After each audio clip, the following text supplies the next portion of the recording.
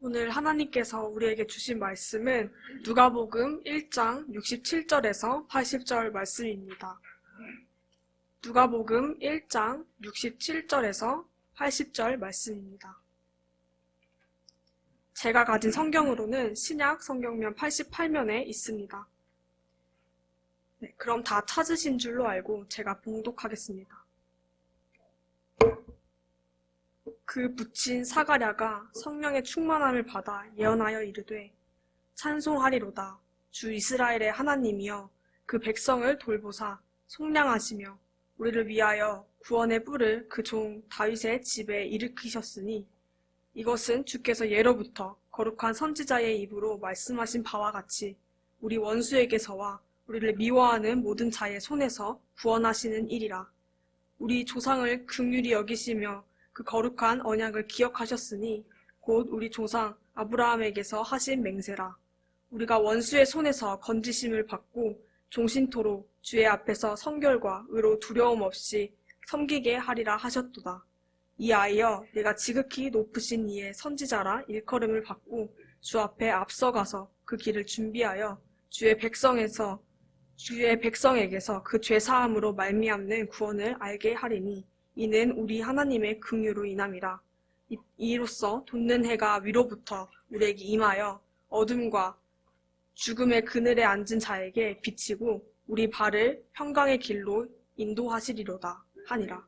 아이가 자라며 심령이 강하여지며 이스라엘에게서 나타나는 날까지 빈 들에 있으니나. 오늘 우리에게 주시는 하나님의 말씀입니다. 제가 오늘 성탄 감사 예배로 이렇게 드리게 되는데요. 작년보다는 그래도 좀 나은 것 같습니다. 작년 한참 팬데믹 한가운데 정말 쉽지 않았던 기억이 있는데요.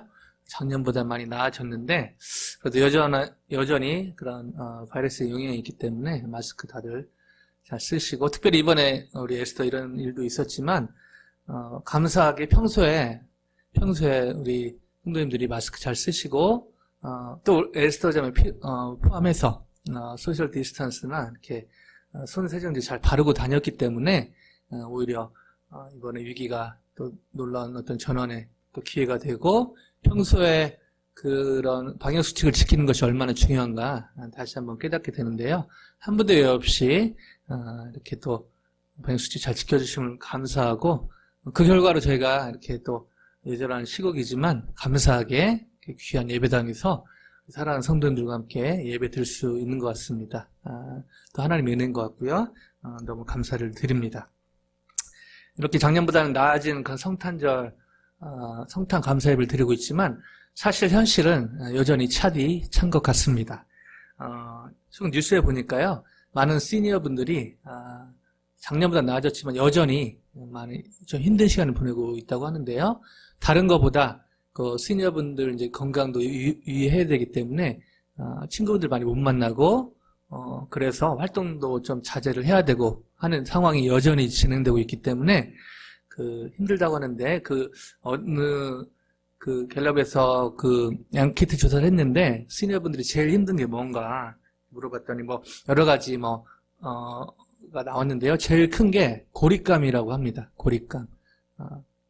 나이 들어서 그래도 이렇게 소소히 활동하고 또 얘기하고 펠로십하고 그런 기쁨이 전에 있었는데 지금은 그것조차도 너무 조심스럽고, 사람들 만나는 건 본인 자체도 걱정되고 또 만나는 또 다른 시니어 분들에게 그런 영향이 가지 않을까 싶어서 너무너무 힘든 시간을 보내고 있다고 합니다. 근데 그 가운데서 또 나름대로 또 건강 유의 잘하고 이렇게 또 나름대로 즐기는 분들도 없지 않아 있지만요. 그 수는 되게 소수고요. 대부분은 이 고립감으로 인해서 너무너무 힘든 시간을 보내고 있다는 그런 기사를 또 뉴스를 본 적이 있습니다. 또 어떤 사람들은 특히 이제 젊은이들이 많이 그런데요. 오히려 이 팬데믹이 게임할 수 있어서 오히려 집에 있는 게 좋고 그렇다고 하는 친구들도 적지 않더라고요. 그래서 제가 성탄절을 보내면서 여러 사람들이 여러 반응을 보이는 것을 이렇게 보게 됩니다.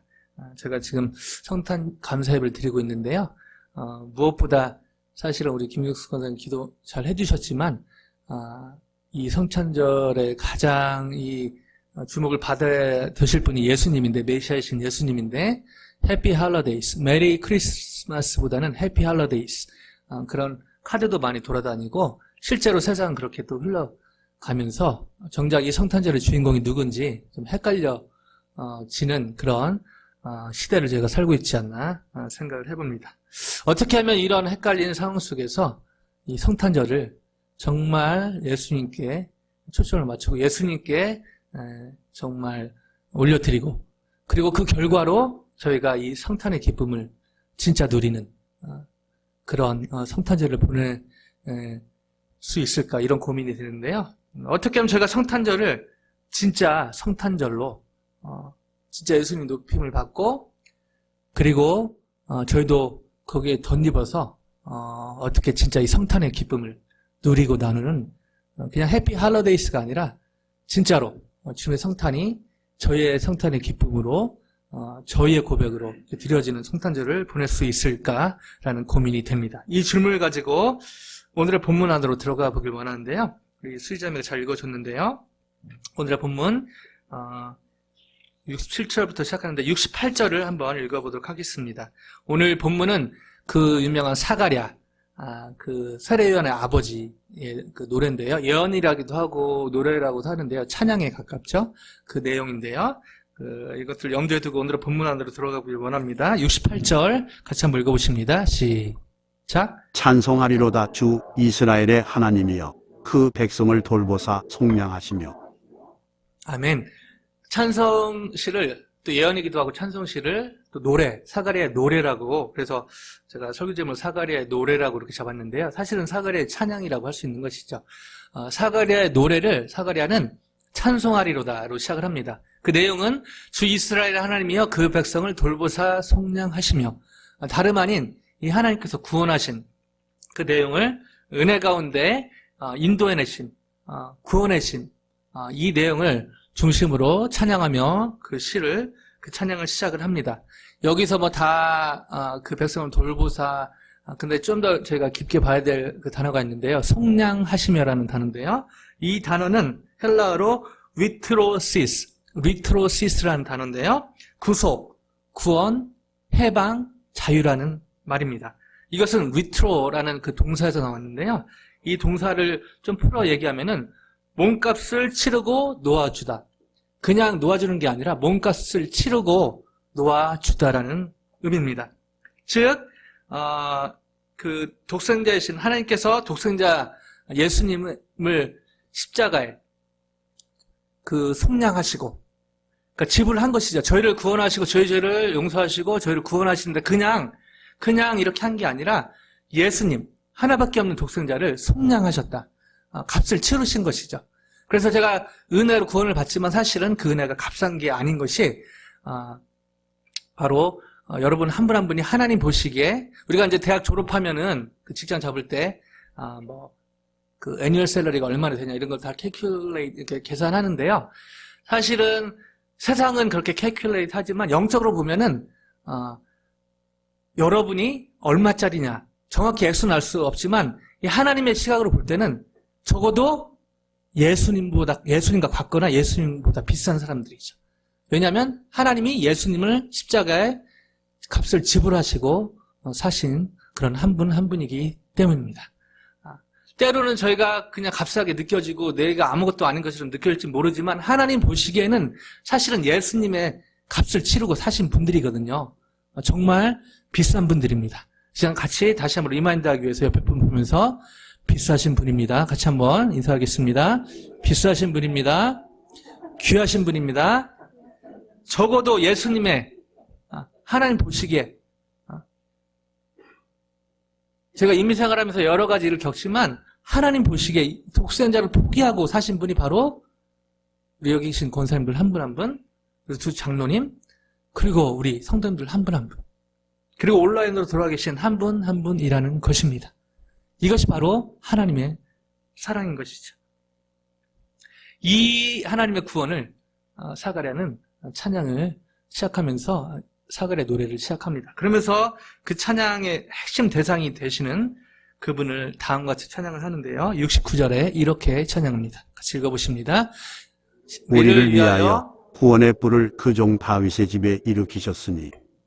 구원의 뿔 많이 아마 들어보셨을 텐데요.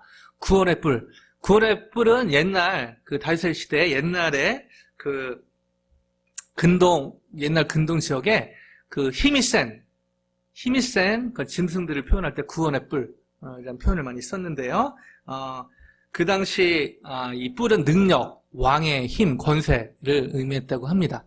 그래서 사가랴는 그 표현을 빌어서 지금 얘기하고 있는데요. 구원의 뿔은 바로 메시아를 얘기하는 것이죠. 이 인류를 구원할 만큼 힘이 있는 그런 분, 바로 메시아, 바로 예수 그리스도를 얘기를 합니다. 그러면서 구약에서 예언되었던 그 메시아를 다시 한번 여기서 언급하면서 구원의 뿔이라는 표현을 통해서 얘기하면서 찬양을 하는 것이죠. 그리고 그 메시아가 누군지 구체적으로 설명을 합니다. 여러 표현으로 한 5가지 표현으로 얘기를 하는데요. 한번 천천히 보겠습니다. 70절, 71절 두 절 같이 한번 읽어보십니다. 시작. 이것은 주께서 예로부터 거룩한 선지자의 입으로 말씀하신 바와 같이 우리 원수에게와 우리를 미워하는 모든 자의 손에서 구원하시는 일이라. 첫 번째, 메시아는 선지자의 예언을 이루시는 분이다 라고 이 메시아를 언급을 합니다. 그리고 두 번째, 74절에 나오는데요. 14절 및 74절요. 시작. 우리가 원수의 손에서 건지심을 받고. 즉 메시아는 원수의 손에서 건지실 분, 그냥 메사야, 구원자를 좀 더 풀어서 찬양을 하고 있는 것이죠. 우리를, 하나님의 백성들을 원수의 손에서 건지실 분이라고 찬양을 하고 있는 것이죠. 그리고 75절에는 또 이렇게 표현합니다. 같이 읽어보십니다. 종신토록 주의 앞에서 성결과 의로 두려움이 없이 섬기게 하리라 하셨도다. 즉 성결과 의로운 삶을 살게 하실 분이라. 메시아는 이것을 살게 하실 분이라고 또 찬양을 합니다. 그리고요 76절에 이렇게 설명하는데요. 같이 읽습니다. 이하여 네가 지극히 높으신 이의 선지자라 일컬음을 받고 주 앞에 앞서가서 그 길을 준비하여.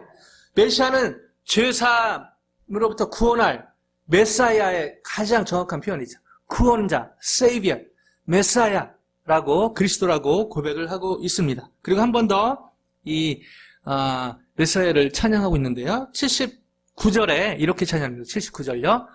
시작. 어둠과 죽음의 그늘에 앉은 자에게 비치고 우리 발을 평강의 길로 인도하시리로다 하니라. 궁극적으로 우리를 평강의 길로 인도하실 분이라고 메사야를 찬양을 하는 것이죠. 여기서 좀 주의해서 볼 것은 편안이 아니라는 것입니다. 편안하게 우리를 때로 편안하게 하나님이 인도하시지 않는다. 편안하게도 인도하시죠. 그러나 궁극적으로 세상은 편안을 추구하게 하지만 메사야는 결국 평안. 여러분 제가 잘 때 걱정 없이 잘 수 있는 거 저희가 우리 힘으로 될 것 같지만 절대 그렇지 않은 것이죠. 하나님이 우리 밤을 지켜주시지 않으면 절대 밤에 편하게 두 발 쭉 펴고 자는 것은 사실은 자세히 보면은 저희의 능력으로 쉬운 일도 어려운 일도 아니고요. 불가능한 일에 가깝습니다. 바로 이 평안을 주시는 분이 메시아라고 오늘의 본문에서 세례 요한의 아버지 사가랴는 이렇게 고백을 합니다. 그러면서 이 찬양의 시를 여기서 그치는 게 아니라 그 아들 세례 요한에 관한 그런 내용도 찬양시를 올려드리는데요. 그 내용이 아까 읽었던 76절에 잠깐 나오는 제가 한번 읽어볼게요. 76절로 한번 돌려주세요.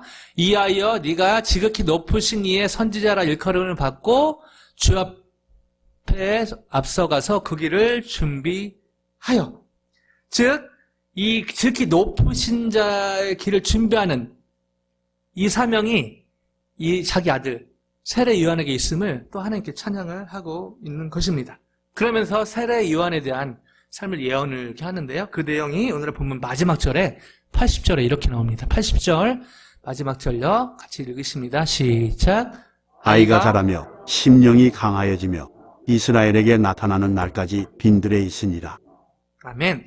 여기에 아이가 자라며 그냥 보통 아이가 자라듯이 세례 요한도 그렇게 자랐다고 이 사가랴는 본인의 그런 예언 속에 얘기를 하고 있고요. 즉 보통 아이처럼 이렇게 잘 자랐다라고 얘기하고 있습니다. 그러면서 덧붙이는 말이 있는데요. 심령이 강하여 지며, 즉 이 육적인 성장뿐 아니라 영적으로도 이렇게 자라갔음을 또한 얘기하고 있습니다. 이는 마치 예수님이 몸이 자라듯이 또 정서적으로 영적으로 균형 있게 자랐듯이 또 사무엘도 비슷한 과정을 겪었죠. 사무엘과 비슷하게 이 세례 요한도 몸만 자란 것이 아니라 영적으로 하나님의 가운데 자랐음을 또한 얘기하고 있습니다. 그러면서 이 누가복음의 저자 누가, 의사였던 누가, 심텀을 잘 봤던 누가는 한 가지 더 표현을 사가랴의 예언 속에 표현을 넣는데요. 그 표현이 바로 그 끝에 있는 빈들에 있으니랍니다. 빈들에 있으니라. 그래서 이 빈들에 있기 때문에 어떤 그 신학자들은 이 세례 요한이 SNF파의 영향을 받았다.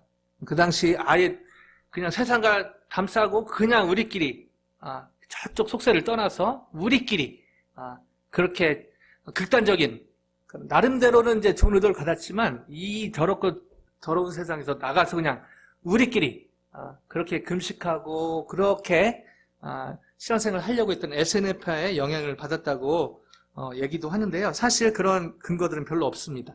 왜냐하면 SNF파는 사회를 외면했거든요.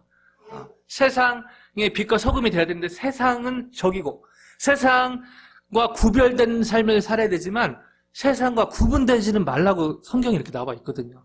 뭐 구분되지 말라는 표현은 없지만 하나님이 예수님의 말씀 가운데 세상이 빛과 소금의 역할을 감당하라고 그랬지, 세상과 등지고 세상은 더러우니까 그냥 따로 속세를 떠나서 그렇게 살아라. 이건 예수님의 또 기독교의 가르침이 아닙니다. 근데 SNF파는 그 활동했던 내용들을 보면요, 전혀 예수님과는 동떨어진, 나름대로 열심은 가졌지만, 하나님에 대한 열심은 가졌지만 안타깝게도 이 메사야와는 관련이 없는 삶을 살았던 것이죠. 그러나 세례 요한은 달랐습니다. 그럼에도 불구하고 많은 신학자들이 이러한 의견을 내는 이유는 바로 이 빈들에 있으니라 이 표현 때문에 그런 것이죠. 따로 떨어져서 주의 오는 길을 준비한 것처럼 보였기 때문입니다. 근데 여기서 한 가지 질문이 생깁니다. 왜냐하면은 이 세례 요한의 삶이 그렇게 막 성경적으로 보면은 또 하는 보시기에 거룩하고 좋은 삶이었지만 이 세상의 삶에서는 그다지 그렇게 아름다워 보이는 삶은 아니었거든요. 세례 요한이 빈들에서 광야에서 철저하게 주님의 사역을 준비했지만 사실 인간적으로, 상황적으로, 심지어 경제적으로는 너무너무 힘든 그런 삶을 살았습니다. 그 현장으로 한번 가보겠는데요. 마태복음 3장 4절에 여러분 잘 아시는 말씀인데요. 마태복음 3장 4절 말씀 같이 한번 읽어보십니다. 시작. 이 요한은 낙타털 옷을 입고 허리에 가죽띠를 띠고 음식은 메뚜기와 석청이었더라. 이 말씀의 배경을 모르면은 요한은 낙타털, 그 당시 낙타가 뭐 밍크 다음으로 좋았나 뭐 이런 느낌을 갖기 쉬운데요. 가죽띠, 그냥 지푸라기도 아니고 가죽띠를 메고, 와우, 메뚜기, 이런 다이어트에 좋은 음식을, 메뚜기를 석청 바위에 사이에 있는 꿀이거든요. 이런 귀한 꿀을 먹었나라고 착각하기 쉬운데 이 당시 문화를 몰라서, 이 당시 상황을 몰라서 그런 것이죠. 이 요한은 낙타털 옷을 입고, 이것은 그 당시 검소하고 또 그 검소한 사람들이 입었던 그런 가난한 사람들이 입었던 옷이거든요.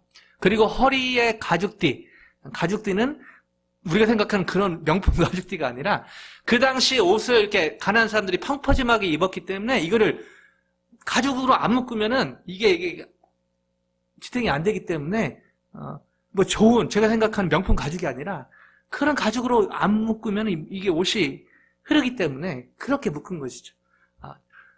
다시 말씀드리면 그 당시 가난한, 천한, 비천한 삶을 살았던 사람들이 입었던, 그리고 메었던 그런 띠입니다. 그리고요, 메뚜기는요, 그 당시 하층 천민들이 주로 먹었던 그런 음식이고요. 뭐 이 메뚜기가 또 여러 가지 뭐 신학자들에 의해서 뭐 메뚜기가 진짜 메뚜기가 다른 거다 하는데 공통점은 여러 의견은 있지만 공통점은 하층 계통의 가난한 사람들이 먹었던 음식이라는 것입니다. 석청도요. 바위 틈새에 만들어진 꿀인데요. 우와 자연 꿀 아니고요. 그 당시 가난했던 사람들이 겨우겨우 찾아서 먹었던 꿀이 바로 석청이었다고 합니다. 즉 주의 길을 준비하는 세례요한 너무 거룩하고 멋있어 보이고 와우 그렇지만요 실제로 인간적으로 환경적으로 경제적으로는 매우 힘든 삶을 살았던 것이죠. 이 삶을 사는 자신도 사실은 쉽지 않았을 것입니다. 근데요 우리 자식을 또 키워본 우리 또 어르신들 또 심지어 손주까지 보신 분들 계신데요. 이 세례 요한의 아버지의 입장에서 보면은 사실은 이 빈들에 있는 세례 요한을 보는 것은 이 아버지로서 또 부모로서 쉽지 않았다는 것입니다. 빈들에 있으니라 이 비참하게 생활하는 것이 뻔히 예상되는 그런 삶이었거든요. 그리고 실제로 세례 요한은 그렇게 살았습니다.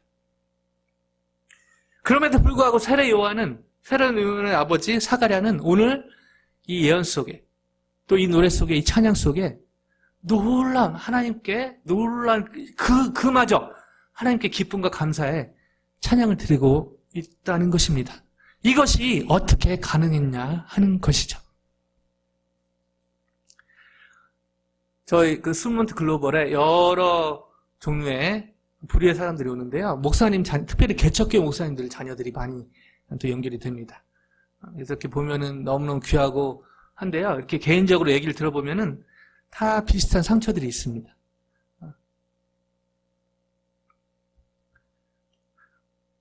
작은 교회, 또 재정적으로 어려운 교회, 섬기는 엄마 아빠가 너무너무 존경스러운데요. 그렇게 살기는 싫다는 거죠. 근데 뭐 목회자 자녀들만 그런 게 아니라 여러 선교단체, CC를 포함해서 여러 선교단체도 비슷합니다. 학생들 먹이고 집으로 초대하고 학생들이 있을 땐 좋지만 가고 나서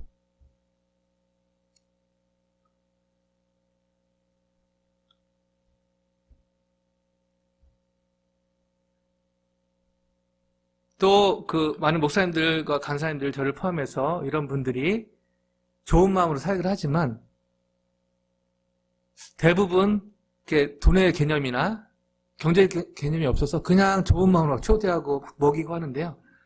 늘 이렇게 가정 사는 사모님들이 많이 관리하시는데 말도 잘 못하고 그렇게 학생 먹이고 나서 당장 내일 가족 먹일 게 없고 근데 대부분 특징들이 그때는 목사님들, 간사님들이 잘 몰랐다가 나중에 한참 시간이 지나서 왜냐하면 사모님들이 그런 걸 얘기 안 하고 그냥 인내하시고 어떻게든 기도하면서 해결하시고 이런 분들이 너무 많다는 것입니다. 그러면서 그 자녀들이 볼 때 목회자로 또 선교단체 간사로 사는 아버지, 어머니가 너무 존경스럽지만 나는 그렇게 살기 싫다라고 얘기하는 친구들을 많이 만나게 됩니다. 최근에 같이 성경과 교제하는 어떤 목사님 그룹 중에 어떤 목사님이 이제 딸이 셋인데 첫 딸 결혼을 이제 한국에서 하게 돼서 이제 준비하면서 이제 한국에 가셨는데요. 목회자들끼리 모여 있으니까 이제 그런 얘기를 하시더라고요. 너무너무 기쁘고 감사한데 우리 사위가 전도사예요. 사역을 하고 하나님 일을 하는 건 너무너무 감사하지만 인지상정이 뭐 믿음이 없다 뭐 거룩하지 않다 그런 게 아니라 딸이 살 거를 생각을 해보니까 본인이 또 사모가 그렇게 살아온 거에 대해서는 소유가 없지만 딸이 그 힘든 시간을 또 겪어야 되는 걸 생각하니까 그러니까 인간적으로 말씀하신 것이죠. 너무 쉽지 않다. 이런 그런 기도 제목을 나눈 것을 들으면서 여러 생각을 하게 되었습니다. 저도 마찬가지요. 주님을 섬긴다고 하지만 성탄절을 보내고 있지만 여전히 해결되지 않는 건강의 문제, 여전히 해결될 것 같지 않은 진로의 문제, 여전히 해결될 것 같지 않은 뭐 논문이나 뭐 스테이러스나 뭐 재정이나 관계나 가족의 문제나 캠퍼스의 어떤 문제나 직장의 문제들 앞에서 사실 이 성탄절에 정말 온전히 하나님께 감사하고 찬양을 드리기가 생각보다는 쉽지 않다는 것입니다. 이런 형편과 별 다름이 없었던 세례요한의 아버지 사가랴는 저와 달랐을까요? 그렇지 않습니다. 저와 성정이 똑같은 사람이었죠. 그럼에도 불구하고 어떻게 기쁨과 감사, 아들이 그렇게 주의를 감당한 게 너무 감사하지만 그러나 빈들에서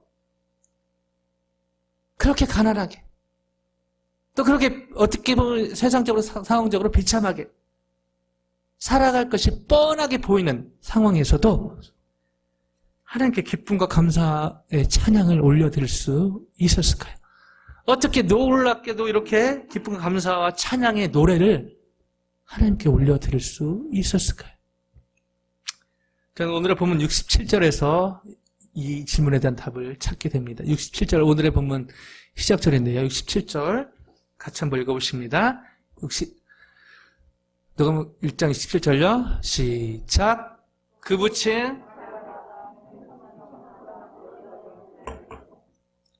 붙인 사가랴가 성령의 충만함을 받아 예언하여 이르됩니다. 다른 데 비결이 있는 것이 아니라 그럼에도 불구하고 저 말은요, 사가랴가 세례요한이 그렇게 살 것을 몰랐다. 빈들에서 그렇게 살 것을 몰랐다를 의미하는 것은 아닙니다. 어쩌면 더 잘 알았겠죠. 그것을 부인하는 것이 아닙니다. 그런 현실의 차디참을 몰랐다? 사실 그러면 정신병원 가봐야 되는 것이죠.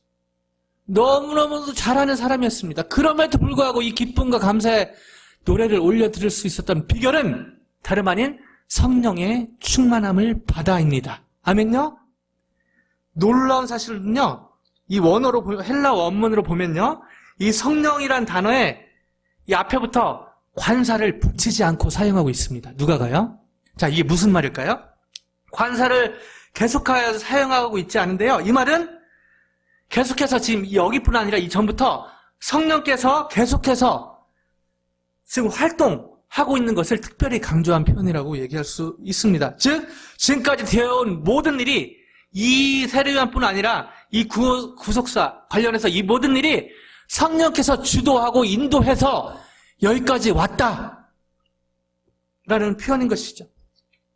그리고 앞으로 되어질 모든, 심지어 여기에서 빈들에 있으리라는 예언이거든요.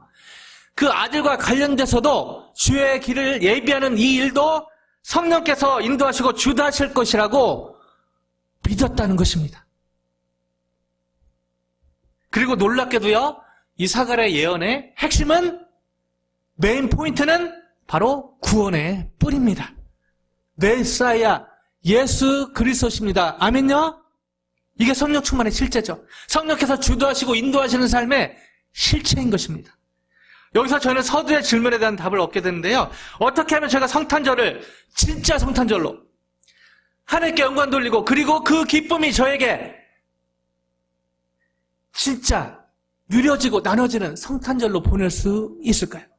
해피 할러데이스가 아니고요, 메리 크리스마스로 남에게 메리 크리스마스 인사하는 성탄절이 아니라 실제로 어떻게 저희 안에 메리 크리스마스로 먼저 누려질 수 있을까요? 한마디로 믿음이죠.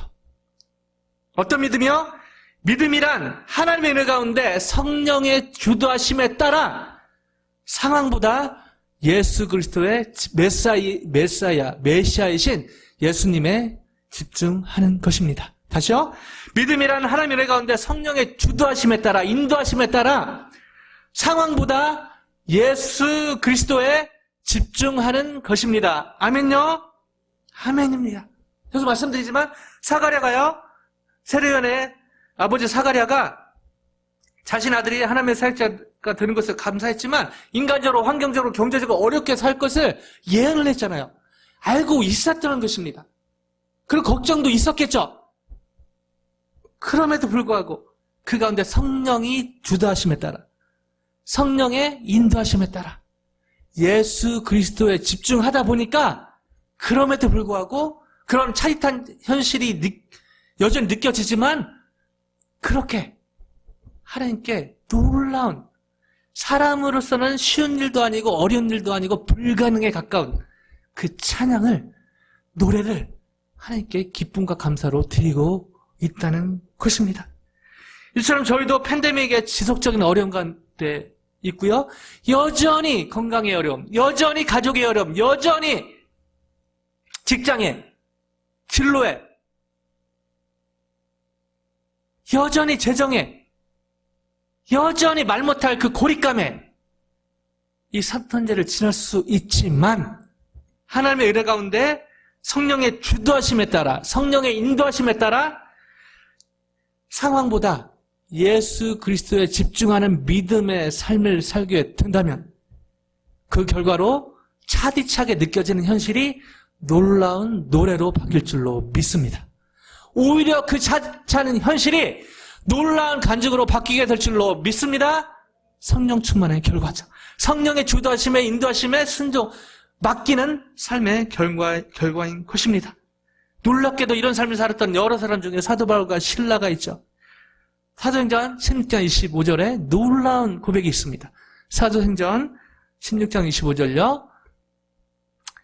사도행전 16장 25절 같이 읽으십니다. 시작. 한밤중에 바울과 실라가 기도하고 하나님을 찬송하며 죄수들이 듣더라.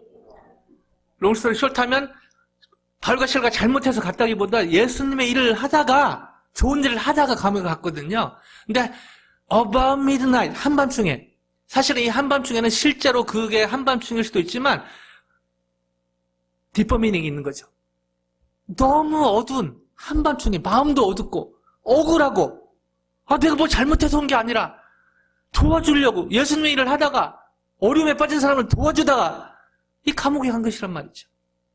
근데요, 바울과 실라가 기도하고 하나님을 찬송하며, 이게 어떻게 가능했을까요?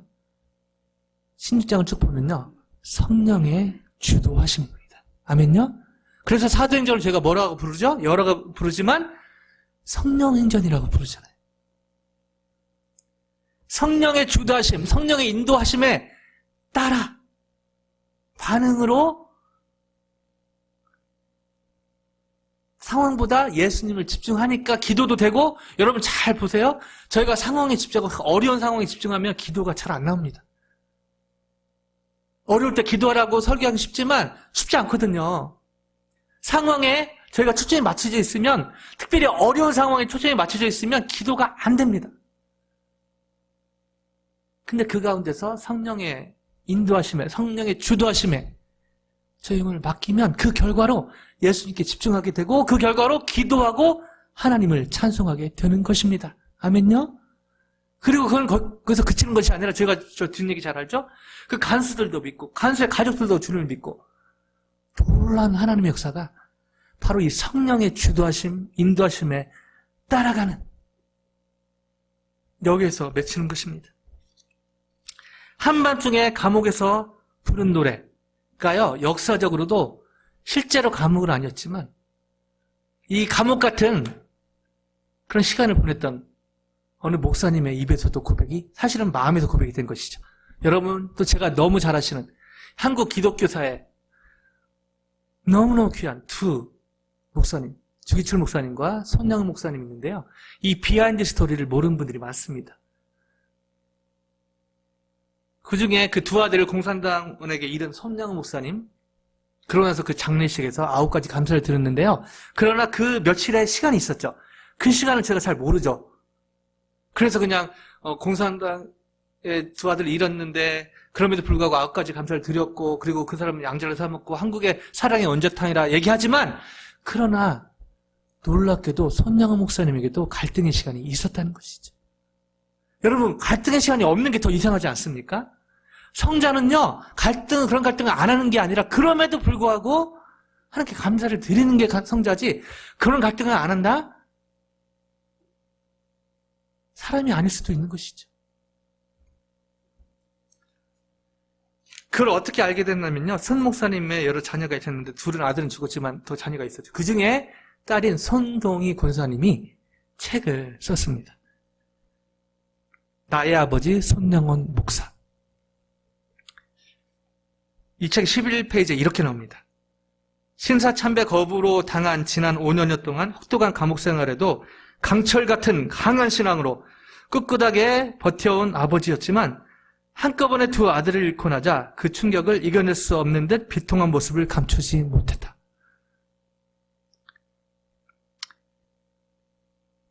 딸이 본 아버지의 모습이었다. 손 목사님도 갈등을 했다. 우리는 99가지 감사가 그냥 나온 것으로 알지만 그렇지 않다.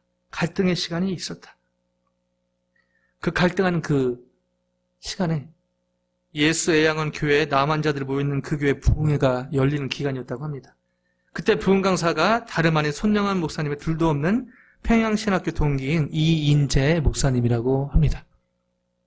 이인재 목사님이 이를 지켜보면서 기도하고 다음과 같이 권면을 했다고 합니다.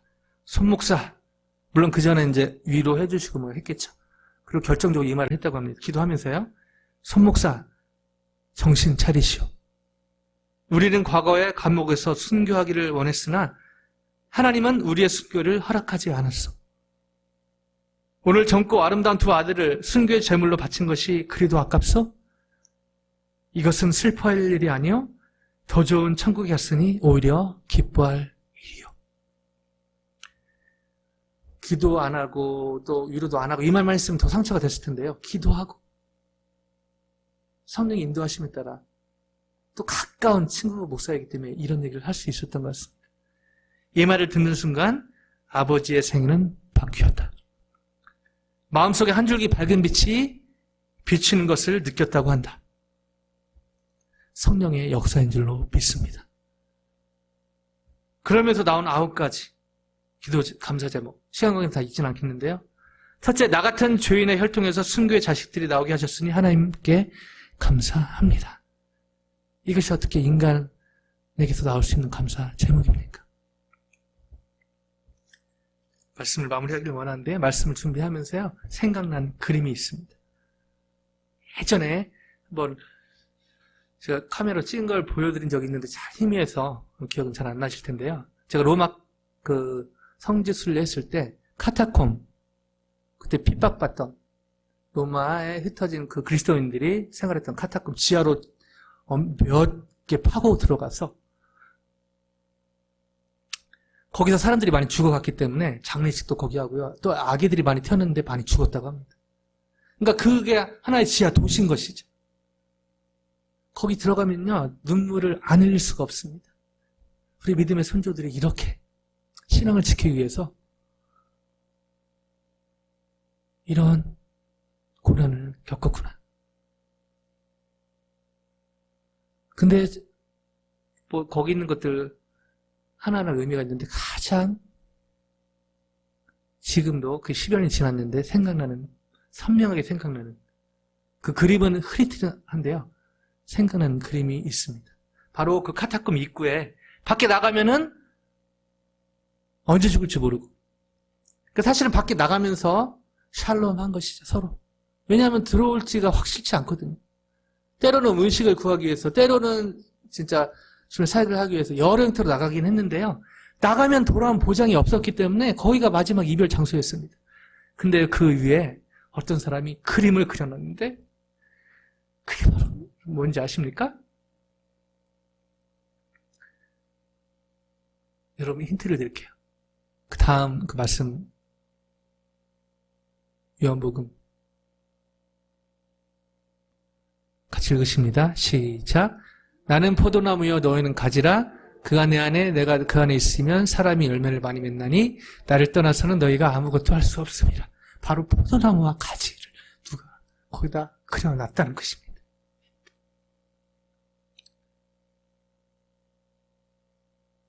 지금 나가면 다시 돌아올 보장이 없는, 그리고 언제까지 카타콤 안에 살아야 될지 모르는 그 마지막 이별의 현장에서 믿음의 선진들이 인간적으로 눈물 나고 힘들고 어려운, 근데 그 위를 보고 샬롬.